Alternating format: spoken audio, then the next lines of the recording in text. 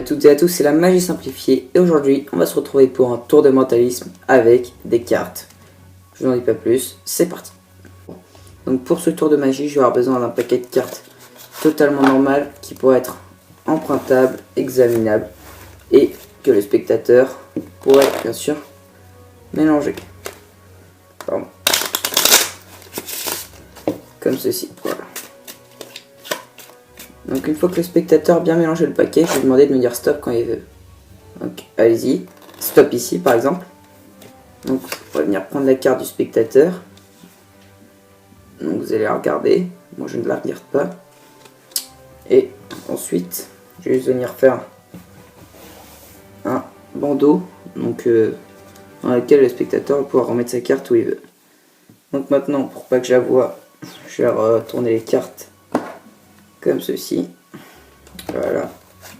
Hop, de manière un petit peu galère, mais voilà, c'est bon. Et maintenant je vais écrire une prédiction.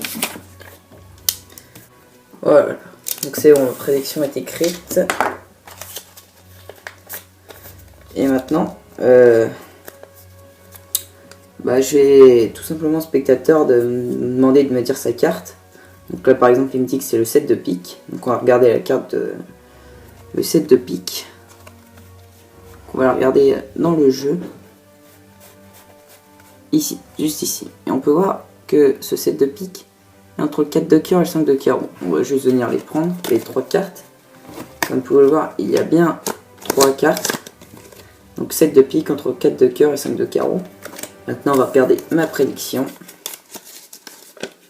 Donc, comme vous pouvez le voir, il est écrit pour la carte 7 de pique entre... Donc c'est-à-dire entre le 4 de cœur et le 5 de carreau.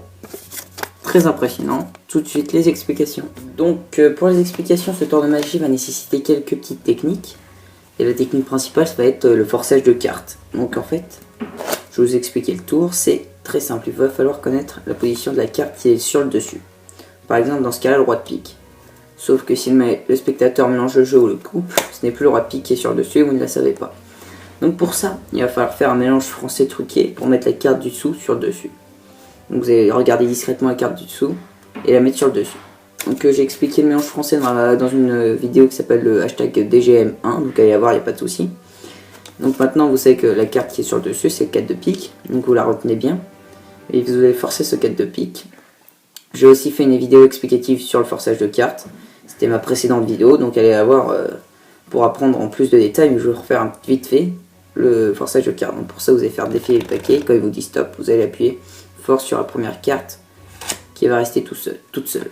Donc maintenant vous avez votre 4 de pique qui est forcé, donc vous ne le voyez pas, votre spectateur le voit, mais vous retenez bien ce 4 de pique et ensuite vous allez faire un bandeau côté face de manière à regarder la dernière carte qui est là, le 4 de cœur comme dans la démonstration, et As de pique sur le haut. Vous retenez bien la carte du spectateur et les deux cartes qui vont l'entourer. Et pourquoi elles vont l'entourer? Parce que quand vous allez la mettre n'importe où et que vous allez retourner les cartes pour ne pas voir la carte du spectateur, c'est l'As de pique qui va être au-dessus et le 4 de cœur qui va être en dessous de votre carte. Et c'est là que vous allez écrire votre prédiction dans laquelle vous mettez, voilà je vais pas le faire, mais vous mettez la carte et le 4 de pique entre le 4 de cœur et l'As de pique. Et là vous demandez la carte du spectateur, donc le spectateur vous dit que sa carte est le 4 de pique, donc vous allez la chercher dans le jeu, et là vous pouvez la voir, et vous dites qu'elle est entre le 4 de cœur et l'As de pique, c'est juste une constatation, vous les posez, et là vous dévoilez votre prédiction. Donc tous les spectateurs sont vraiment impressionnés par votre talent de magicien. Donc voilà, pour les techniques ou les méthodes, allez voir mes anciennes vidéos sur le forçage de cartes et le manche français. Et si cette vidéo t'a plu, tu peux toujours t'abonner et liker la vidéo. Et je vous dis à très bientôt pour une nouvelle vidéo. Salut à tous!